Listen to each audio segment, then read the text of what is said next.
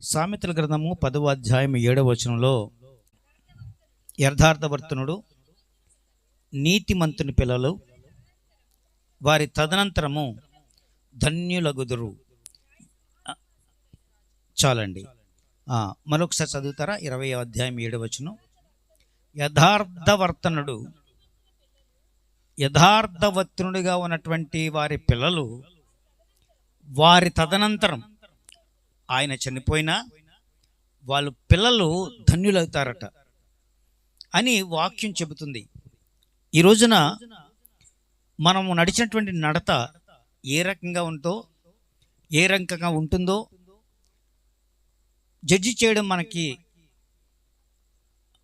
సబబు కాదు గనక వారి గురించి ఈ మాటలు రాయబడ్డాయి.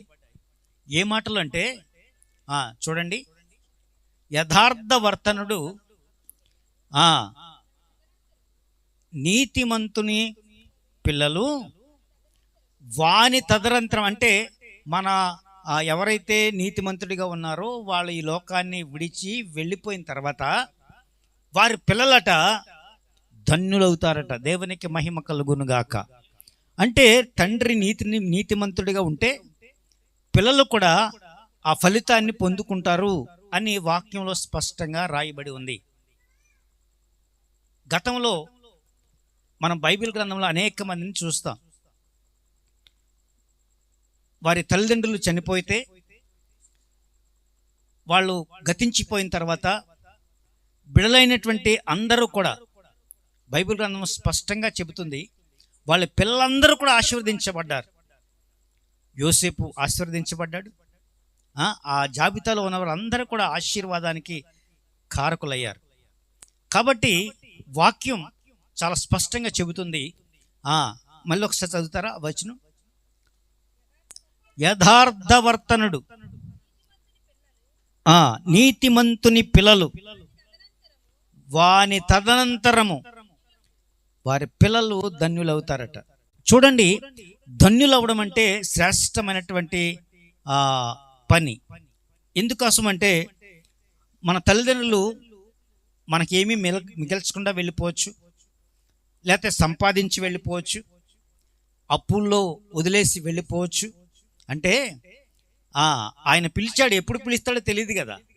నేను కూడగట్టుకుంటాను, కంచేపు ఉండండి అంటే ఆగదు మరణం. నేను సంపాదించుకుంటాను, అంతవరకు ఆగండి. నేను 4 డబ్బులు సంపాదించిన తర్వాత నన్ను పిలవండి అంటే ఇదేమీ మరణానికి అవేమీ లేవు. ఎప్పుడు పిలుస్తాడో మనకు తెలియదు, ఏ క్షణంలో పిలుస్తాడో మనకు తెలియదు. కాబట్టి ఏ క్షణంలోనైనా మనిషి జీవితం అంతటితో ఆగిపోవచ్చు. జాగ్రత్తగా వినండి, ఎవరి జీవితం ఎప్పుడు ఆగిపోతుందో మనకు తెలియదు. ఎవరైనా సరే, ఈ లోకములో ఉన్నటువంటి ప్రజలు ఎవరైనా నేను చివరి కాలం ఉంటాను, నేను సంపాదించిన తర్వాత, ఇల్లు కట్టుకున్న తర్వాత, లేకపోతే ఆస్తులు ఉన్న తర్వాత నేను అక్కడికి వెళ్ళిపోవాల్సి ఉంటుంది అని ప్రిపేర్గా మనం ఉంటే సరిపోదు. ఆయన పిలిస్తే ఎప్పుడైనా వెళ్ళిపోవాల్సిందే. కాబట్టి మన జీవితంలో మన చేతుల్లో మరణం అనేది దాగి ఉండదు. కనుక మనం ఆలోచించగలగాలి. మన జీవితం క్షణభంగురం. ఇందాక సిస్టర్ పాడింది కదా, ఏం పాట? నీ జీవితం విలువైనది నరులారా రండని. ఆ పాట చాలా అర్థవంతమైనటువంటి పాట. కాబట్టి ఆ పాటలో ఉన్న అంతరార్థం కనుక గమనిస్తే అందులోనే మన బ్రతుకు మరణం అంతా దాగి ఉంది. ఆ పాట జాగ్రత్తగా ఇంటికి వెళ్ళిన తర్వాత వినండి ఒకసారి మళ్ళీ. అందరిలోని సెలవులోనే ఉంటుంది కదా, ఒకసారి మీ పాట పెట్టుకొని ఆ పాట వింటే మన జీవితం ఏంటో అర్థమైపోతుంది మనకి. 39వ అధ్యాయం కీర్తనాకారుడు రాస్తున్నాడు. 39వ అధ్యాయము 4వ వచనం. యెహోవా నా అంతము ఎట్లుండునది, నా దినముల ప్రమాణము ఎంతైనది నాకు తెలుపుము.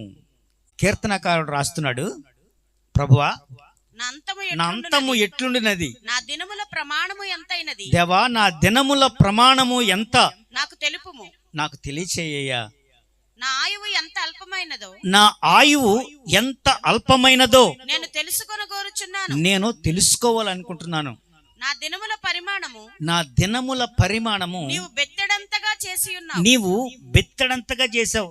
నీ సన్నిధి కొంచెమే నా బ్రతుకు, నా బ్రతుకు కొంచెమై ఉన్నది. నేను స్పాన్ పెద్దది అనుకోవట్లేదు. చాలా తక్కువ నా ప్రాణం, నా జీవితం. బెత్తడంతగా చేశావు. నీ సన్నిధిని నా ఆయుష్కాలము లేనట్టే ఉన్నది. ఎంత స్థిరుడైనను ప్రతివాడును కేవలము ఒట్టి ఊపిరి వలె ఉన్నాడు. మన బ్రతుకు ఏంటో కీర్తనాకారుడైన దావీదు గారు ఈ మాట చాలా స్పష్టంగా చెప్పాడు. నా దినముల ప్రమాణం ఎంతో. చాలండి. నా దినముల ప్రమాణం ఎంతైనది నాకు తెలుపుము. యెహోవా, నా అంతము ఎట్లుండినది, నా దినముల ప్రమాణము ఎంతున్నది నాకు తెలియచేయ్యా. ఎందుకంటే దావీదు గారు రాజు కదా, ఆయనకు కూడా తెలియదట ఆయన ఎప్పుడు పోతాడు. బతికుండగానే ఇల్లు ఏంటంటే దీపం ఉండగానే, చాలా బాగా చెప్తున్నారు కదా, దీపం ఉండగానే సతీష్ నువ్వు చెప్పవే. దీపం ఉండగానే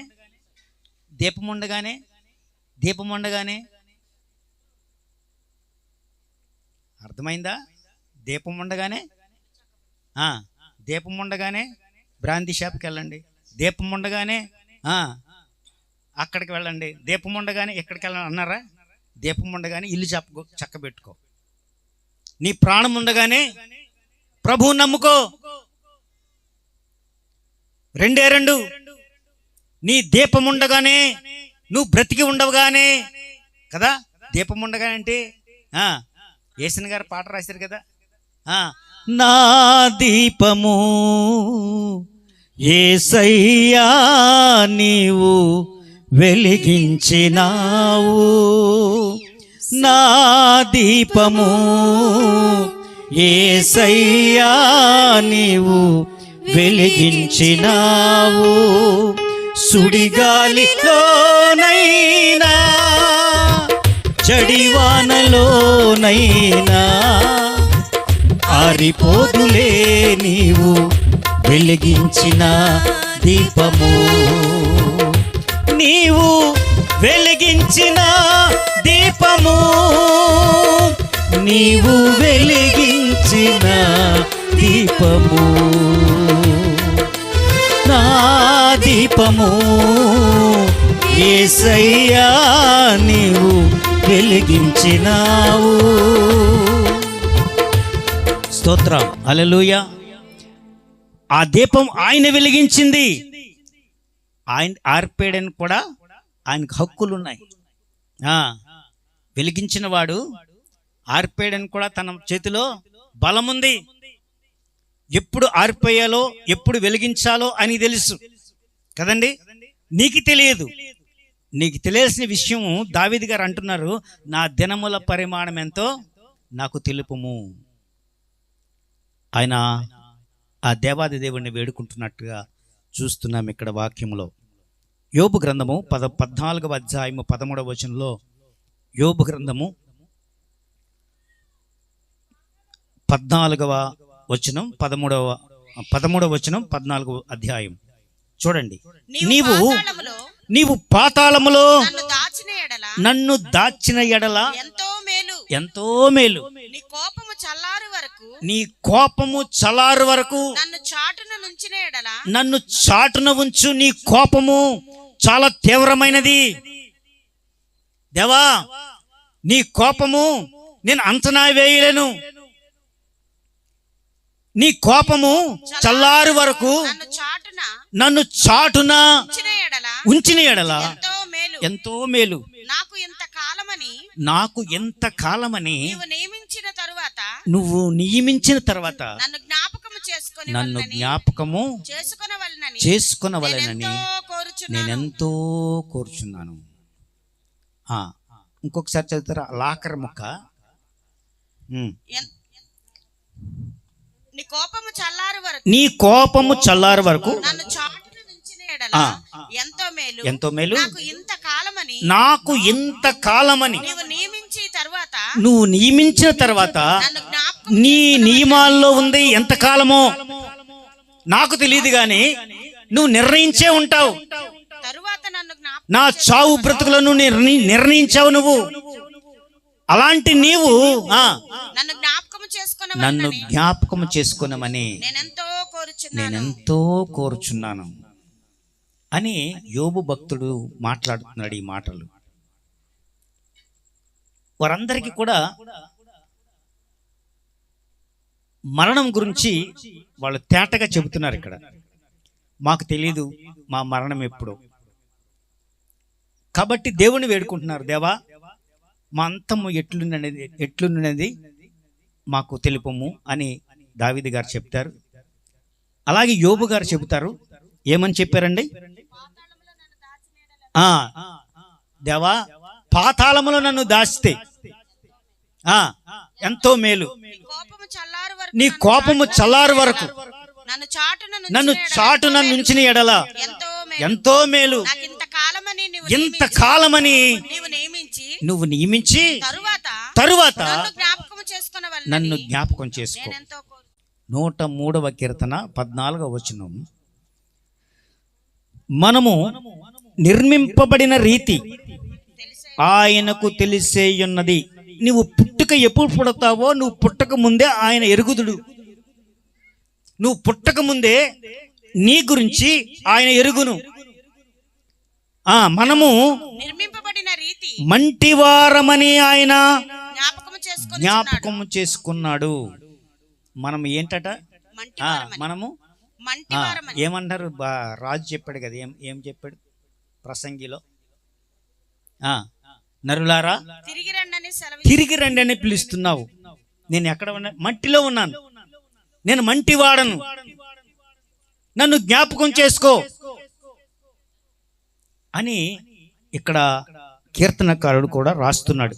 90వ కీర్తన 12వ అధ్యాయం మనం తరచుగా చదువుకుంటాం. అక్కడ మరణానికి సంబంధించినటువంటి శర్మన్ లో ఈ మాట జ్ఞాపకం చేసుకుంటాం. కద్దు నాకు జ్ఞాన హృదయము కలుగునట్లు, నాకు జ్ఞాన హృదయము కలుగునట్లు చేయము. నా దినములు లెక్కించుట నాకు నేర్పు. దేవా ఈరోజు గడిపిపోయింది, రేపు నాకుంటుందో లేదో తెలీదు. రేపు నేను ఉంటానో లేదో కూడా నాకు తెలీదు. ఆ విషయాన్ని ప్రస్తావిస్తూ ఆయన అంటున్నాడు, నాకు జ్ఞాన హృదయం కలిగినట్లు చేయము, నా దినములు లెక్కించుట మాకు నేర్పు. డేస్ లెక్క పెడుతున్నాం. నిన్నటి వరకు బాగానే ఉండేవారమ్మా. నిన్నటి వరకు మన మధ్య తిరిగేవాడు సడన్గా చనిపోయాడు. కొంచెం బాగా ఉన్న వ్యక్తి ఎవరైనా సడన్గా చనిపోయారు అనుకోండి, ఏం చెప్తాం? నిన్నటి వరకు బాగానే ఉన్నాడు, చక్కగా నాతో కూడా మాట్లాడాడు, నిన్న మా ఇంటికి కూడా వచ్చాడు అని చెప్పుకుంటాం కదండి. చనిపోయిన తర్వాత మన ఇంటికి రమ్మని ఆహ్వానిస్తామా? ఎందుకు ఆహ్వానించాం?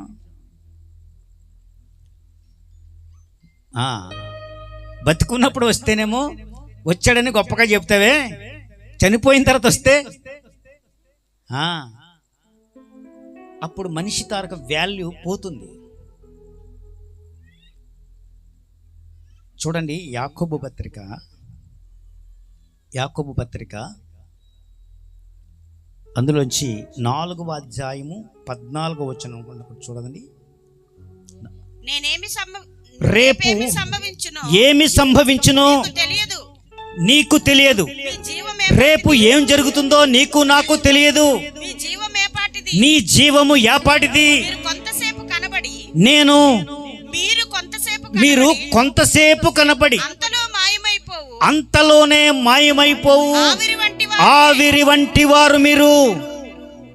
ఆవిరి వంటి వారమట మనం. ఆవిరి ఎంతసేపు ఉంటుందండి? వేడిగా ఉన్నంతసేపే ఉంటుంది. కొంచెం అప్పుడే ఆవిరి వస్తుంది. ఆవిరి వంటి వారము, నీటి బుడగ వంటి వారము కదండి. మరణం నీటి బుడగ లాంటిది. మరణం ఆవిరి వంటిది. మనం అంతలోనే కనపడి అంతలోనే మాయమైపోయావు. ఆవిరి వంటి వారం.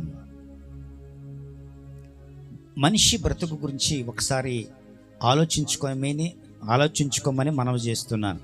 ప్రతి ఒక్కరు కూడా నీ అంతము ఎట్లుండనట్లది నువ్వు ఒకసారి జ్ఞాపకం చేసుకో. నీ లైఫ్ గురించి నువ్వు ఆలోచించు. ఇంతవరకు బాగున్నావు, ఒకసారి ఆ క్షణములే రావచ్చు. సౌందర్య ఈ లోకంలో ఘనాపాటిగా వెలిగినటువంటి తార, ఆమె గొప్ప యాక్టర్, చాలా అందగత్తె. అలాంటి ఆమె ఎలా చనిపోయింది? విమాన ప్రయాణంలో బూడిదైపోయింది. బూడిది. అనేక మంది ఆమె కోసం ఎదురు చూస్తున్నటువంటి వారు ఉన్నారు. ఆమె కోసం అర్రులు చాస్తున్నటువంటి వారు ఉన్నారు. కానీ ఆమె జీవితం క్షణభంగురమైపోయింది.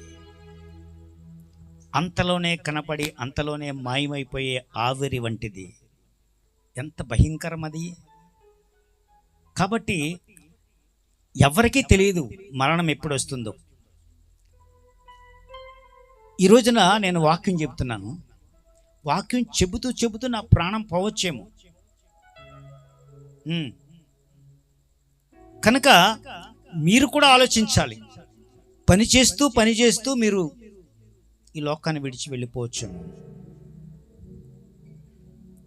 ఎవరికి ఎప్పుడు వస్తుందో తెలియదు. నిన్న ప్రియదర్శిని అనే అమ్మాయి కదండి, ప్రియదర్శిని మెడికో రాజమండ్రిలో వైద్య వృత్తిని ప్రారంభించి ఆమె ట్రైనింగ్ అవుతూ ఇంకా కొద్ది దినాల్లో ఆమెకు వివాహం కాబోతుందేమో. యవనస్తురాలు, తల్లిదండ్రులు కష్టపడి ఆమెను చదివించారు. ఆమె సడన్ గా ఎవరో ఆమెను యాక్సిడెంట్కి గురి చేసి, తాగుబోతూ ఎవరో ఉన్నారట, వాళ్ళు ఆమెను ఢీకొనగా ఆమె అక్కడికడికే చనిపోయే ప్రాణం. ఇంకా ఊపిరిందేమో హైదరాబాదు అక్కడికి తిప్పారు కానీ ప్రాణం నిలబడలేదు. ఆమె వైద్య వృత్తిలో ఉన్నది. ఆమెకు అన్నీ తెలుసు కదండి, తెలీదా? అన్నీ తెలుసు. కానీ ఆమె ఆ క్షణంలో అక్కడే చనిపోతుందని ఎవరో ఊహించలేదు. మన బ్రతుకు కూడా అంతే, మనము కూడా అంతే. ఈ రాత్రి జ్ఞాపకం చేస్తున్నాను, మన బ్రతుకు కూడా అంతే. అయితే ఒక మాట చెబుతున్నాను. హిజ్కియాకు మరణకరమైన రోగం వచ్చింది. అందరికీ తెలుసు కదండి. హిజ్కియాకు ఏమొచ్చింది? మరణకరమైన రోగం వచ్చింది. దేవుడు చెప్పాడు, నువ్వు చనిపోబోతున్నావు హిజ్కియా, నీ మూటమ్ములు సర్దేసుకో, నువ్వు ఎవరికైనా కబురు పెడితే కబురు పెట్టేసుకో, వాళ్ళందరికీ చెప్పేసి అని అడ్వాన్స్గా చెప్పాడు. దేవుడు చెప్పాడు, అడ్వాన్స్గా చెప్పాడు. చెబితే ఆయన గోడ తట్టు తిరిగి కన్నీళ్లు విడిచుచు ప్రార్థన చేశాడు. ఏమని ప్రార్థన చేశాడు? నీ సన్నిధిలో ఎంత యథార్థ హృదయముగా నేను నడుచుకున్నానో నాకు నీ కృపతో జ్ఞాపకం చేసుకో అని ఏడ్చాడు. నీ ఎడల ఎంత భక్తిపరుడిగా ఉన్నానో అంటే సడన్గా మరణంకు రాలేదు తనకి కదండి. అడ్వాన్స్గా తెలిసింది దానికి, నువ్వు చనిపోతున్నావు అని దేవుడే చెప్పాడు. నువ్వు ఎక్కడి నుంచి వెళ్ళిపోతున్నావు, నీ బంధువులకి స్నేహితులకి చెప్పేసుకో అన్నాడు.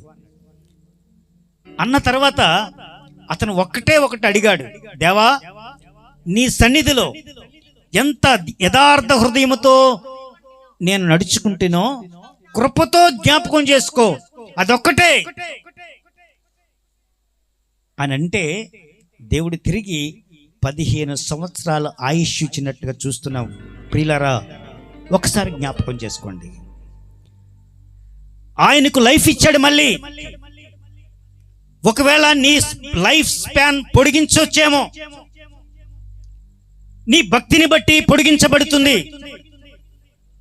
ఒకవేళ నువ్వు భక్తిగా జీవించకపోతే, ఒకవేళ నీ లైఫ్ ఎలా ఉంటుందో తెలియదు. ఒకవేళ ఒక సినిమా యాక్టర్ సౌందర్య, ఆమె ఆలస్సడని పోయింది, దేవుని నమ్ముకోలేదు. ఆవిడ ఎక్కడికి పోతుందో మనం అంచనా వేయలేం. జాగ్రత్త. హిజ్కియాకు ఒక అదృష్టం ఏంటంటే, దేవుడు చెప్పాడు నువ్వు చనిపోబోతున్నావని. అతను దానికి స్పందించి ప్రార్థన చేశాడు. అయ్యా, నా రోగం తగ్గించు, నేను మరణశయ్యపై ఉన్నాను, నాకు ఆయుష్ అయిపోయిందని నాకు తెలుసు, కానీ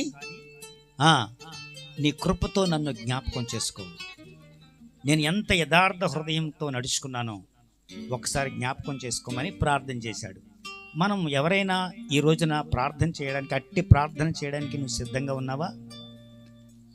దేవునితో మాట్లాడడానికి సిద్ధంగా ఉన్నావా? దేవుని దగ్గర ఏడవడానికి సిద్ధంగా ఉన్నావా? దేవా, నేను ఈ సంధిలో ఎంతో యథార్థవంతంగా నడిచానయ్యా, నువ్వు మాట్లాడగలవా ఆయనతో?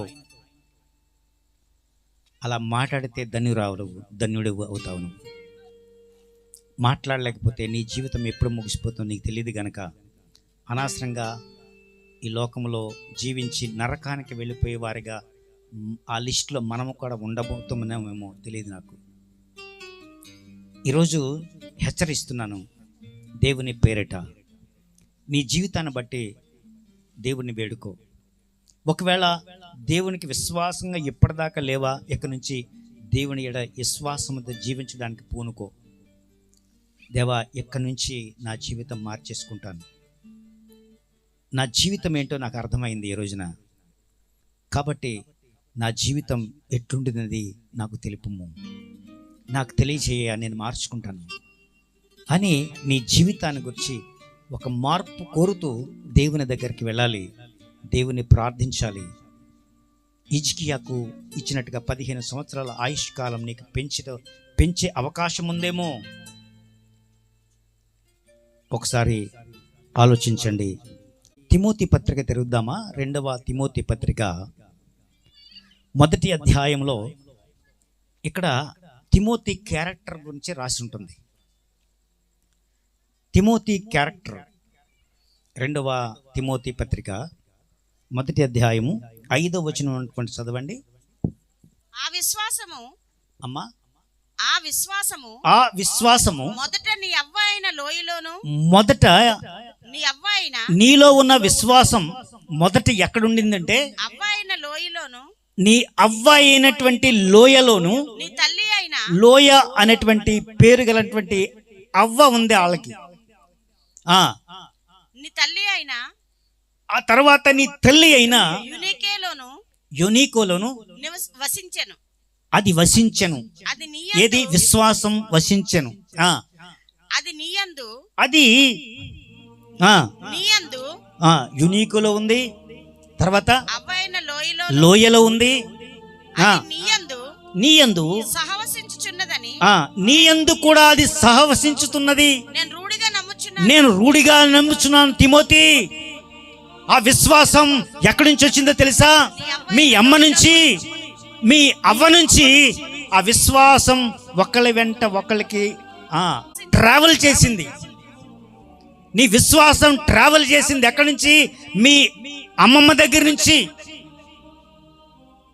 ఆ తర్వాత మీ అమ్మ దగ్గర నుంచి. పిల్లలు, ఒకసారి అర్థం చేసుకోండి. పెద్దలు, ఒకసారి ఆలోచన చేయండి. వృద్ధాప్యంలో ఉన్న వారులారా, మీ నుంచి మీ మనవలకు విశ్వాసం, అలాంటి విశ్వాసం నేర్పిస్తున్నారా?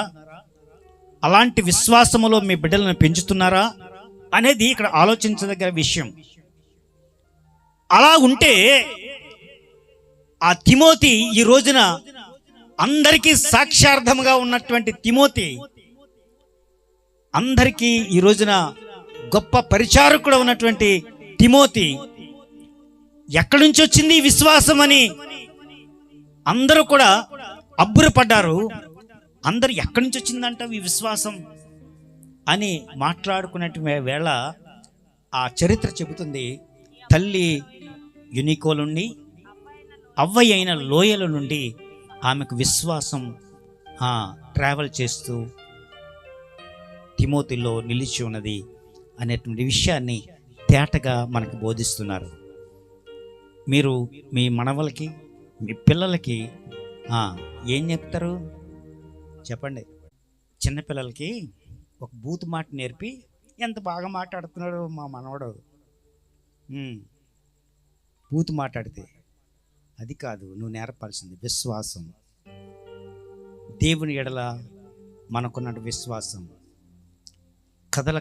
కదలగా నీ మనవలకి నేర్పు, నీ బిడ్డలకు నేర్పు. అది వారిని ఒక తారాస్థాయికి తీసుకువెళుతుంది. తిమోతిలో ఉన్నటువంటి విశ్వాసం ఆ రీతిగా ఉన్నది. మీలో కూడా అట్టి విశ్వాసం వేళ్ళును కూడా దేవునికి మహిమ కలుగును గాక. లూకాసు వార్త 12వ అధ్యాయం చదవండి. 12వ అధ్యాయంలోని ఒక ధనవంతుడు ఉంటాడు. చూస్తారా ఒకసారి? ఒక ధనవంతుడు ఉంటాడు. ఆ ధనవంతుడు అంటున్నాడు, రేయ్ మనకి బాగా పండింది, పంటలు బాగా పండాయి, మనకున్నటువంటి పంటలను ఇక్కడ దాచుకోవడానికి స్థలము లేదు, గిడ్డంగులన్నీ కూడా నిండిపోయాయి, కొత్త గిడ్డంగులు కట్టండి అని చెబుతున్నాడు. చదవండి ఒకసారి. అప్పుడు అతడు నా పంట సమకూర్చుకొనుటకు నాకు స్థలము చాలదు గనుక నేను ఏమి చేయాలో తనలో తాను ఆలోచించుకొని నేను ఇలాగు చేస్తును, నా కొట్లు విప్పి వాటికంటే గొప్పదైన గిడ్డంగులను కట్టించి అందులో నా ధాన్యమంతా పెట్టేసుకుంటాను, నా ఆస్తిని సంపాదించుకుంటాను, నా ప్రాణముతో అంటాను, ప్రాణమా అనేక సంవత్సరాలకు విస్తారమైనటువంటి ఆస్తి నీకు సమకూర్చాను, సుఖించుము, తినుము, త్రాగుము, సంతోషించుము అని అనుకున్నాడు. అయితే దేవుడు వెర్రివాడా, ఈ రాత్రే నీ ప్రాణం అడిగితే నువ్వు సిద్ధపరిచినవి ఏమవుతాయి అతనితో చెప్పాను. ఈ రాత్రి నువ్వు దాచుకున్నది కానీ సంపాదించినది కానీ పిలిస్తే వెళ్ళిపోవాలి. అది ఎక్కడ దాచుకుంటావు? నీతో పరలోకం రావు. ఇంటి గడప కూడా దాటదు ఏది కూడా. కాకపోతే ఉన్నవన్నీ పీకేసుకుంటారు. ఆడవాళ్ళు ఎవరైనా చనిపోయిన దగ్గర ఏడ్చేవాళ్ళు కొందరు, ఏడ్చేటప్పుడు ముక్కు కమ్ముందో చేసి చూడమ్మా అనేవారు కొందరు. ఏది మిగిలితే అది తీసేసుకుందామని, ఏది వెంట నారెవరు నీకు, నీతో ఏది రాదు. ఉన్నవన్నీ లాగేసుకునే బ్యాచ్ ఉన్నారు మనకి. కాబట్టి నీ జీవితం క్షణభంగురం, నీ జీవితం తృణప్రాయం, నీ జీవితం ఆవిరి వంటిది. కనుక నీ బ్రతుకు గురించి నువ్వు ఆలోచించు. ఈ రాత్రి ధనవంతుడితో ఏం చెప్పాడు? ఈ రాత్రి నీ ప్రాణం అడిగితే నువ్వింకా దాచుకున్నాను దాన్ని తిందాము అనుకున్నావు కదా, ఈ రాత్రి నీ ప్రాణాన్ని తీసేసుకుంటే నీ గతి ఏమవుతుందో చూసుకో, ఆలోచించుకో. దేవుడు చెబుతున్నాడు, ఈ రాత్రి మన బ్రతుకేమిటి, మన జీవితం ఏంటి? ఈ రాత్రి శ్రేష్టంగా దొరికింది ఈ సమయం. ప్రతి ఒక్కరూ ఆలోచించుకునే సమయం. ప్రతి ఒక్కరూ కూడా ఒకసారి నీ గురించి, నీ బ్రతుకు గురించి ఎంతవరకు విశ్వాసంతో ఉన్నావో, ఏ విశ్వాసంతో జీవిస్తున్నావో, ఏ విశ్వాసం నీలో ఉన్నదో, దేవునికి ఇష్టనుగా ఉన్నావో ఇష్టనుగా లేవో నీకు అర్థమవుతూ ఉండాలి. ఈ సమయంలో దేవునికి ఇష్టనుగా ఉంటే నువ్వు బ్రతుకు కొంతకాలం బ్రతికినా కూడా వాక్యం చెబుతుంది. యోహాను సువార్త 11వ అధ్యాయం 25వ వచనం అనుకుంటా. 11వ అధ్యాయం 25వ వచనం. అందుకు యేసు పునరుద్ధానమును జీవమును నేనే, నా యందు విశ్వాసముంచువాడు చనిపోయినను బ్రతుకును, చనిపోయినను బ్రతుకును, చనిపోయినను బ్రతుకును. ఒకవేళ దేవుని యందు విశ్వాసంతో ఉండి నువ్వు చనిపోతే నువ్వు ఇంకా చనిపోయినా కూడా బ్రతుకుతావు. ఈ లోకంలో బ్రతికే ఉంటావు. అందరూ నేను జ్ఞాపకం చేసుకుంటారు. మరణం అనేది ఈ లోకానికి ఎండింగ్ కాదు. ఈ లోకంలో ఒక మజిలీ. మరణం తర్వాత కూడా జీవితం ఉంది. ఆ జీవితం మార్పు లేని జీవితం. ఇప్పుడు ఏదైతే మార్పు చెందావో అదే ఉంటుంది చనిపోయిన తర్వాత. కొత్తగా నేను మారు మనసు పొందుతాను అలాంటి అవకాశం లేదు ఇక్కడ. చనిపోయిన తర్వాత బ్రతికి ఉండగానే నువ్వు మారు మనసు పొందాలి. ఈ లోకంలో జీవిస్తుండగానే నువ్వు మారు మనసు పొందాలి.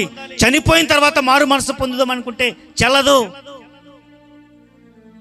కనుక ఈరోజే నువ్వు మార్పు చెందు. మార్పు చెందవా? నువ్వు మార్పు చెందవా? నీ బ్రతుకు మార్చుకోవా అని భక్తుడు రాస్తున్నాడు ఈ పాట. నువ్వు మార్పు చెందాలి. మార్పు చెందకపోతే నీకే నష్టం. నరకానికి వెళ్ళిపోవాల్సి వస్తుంది. మార్పు చెందితే నీకే లాభం. మరణించినా బ్రతికే ఉంటావు. నీ బ్రతుకు చాలా శ్రేష్టమైనది. మరణించిన తర్వాత కూడా బ్రతుకుతావు అంటే దేవునిలో జీవిస్తావు. అక్కడ పరలోకములో ఆకలి దప్పులు ఉండవు. ఎప్పుడు అక్కడ సంతోషం, ఆయనతో ఆనందం,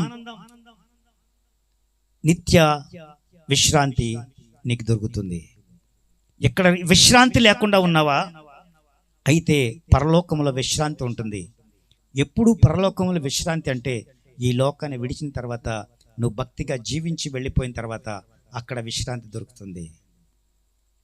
ఒకవేళ ఈ లోకంలో దేవుని నమ్ముకోకుండా నువ్వు సడన్గా మరణించావనుకో, మనకు తెలియదు కదా మరణం ఎప్పుడు వస్తుందో, పొరపాటున చనిపోయి అనుకో, అక్కడ అగ్ని ఆరదు, పురుగు చావదు, నిత్యము నరకాగ్ని చేత కాల్చబడతావు. ఈరోజు నువ్వు తెలుసుకోవలసిన సత్యం అది. ఈ లోకంలో జీవిస్తున్నటువంటి నీవు మారు మనస్సు అనేటువంటి మంచి ఉద్దేశం కలిగి ఆయన యందు స్థిరముగా జీవిస్తానని ఒక మాట ఇచ్చి, దేవా నీతో నేనుంటాను, నీతో కలిసి ఉండడానికి నేను నిర్ణయం తీసుకున్నాను, నన్ను నేను మార్చుకుంటున్నాను. ఇంతవరకు నా బ్రతుకు ఏదో రకంగా వెళ్ళిపోయింది, కానీ ఈ రోజున నా బ్రతుకు మార్చుకుంటాను అనేటువంటి మాట నువ్వు చెప్పగలిగితే నీ జీవితం సుఖాంతమవుతుంది. నీ జీవితం సుఖాంతమవుతుంది. ప్రార్థన చేసుకుందాం.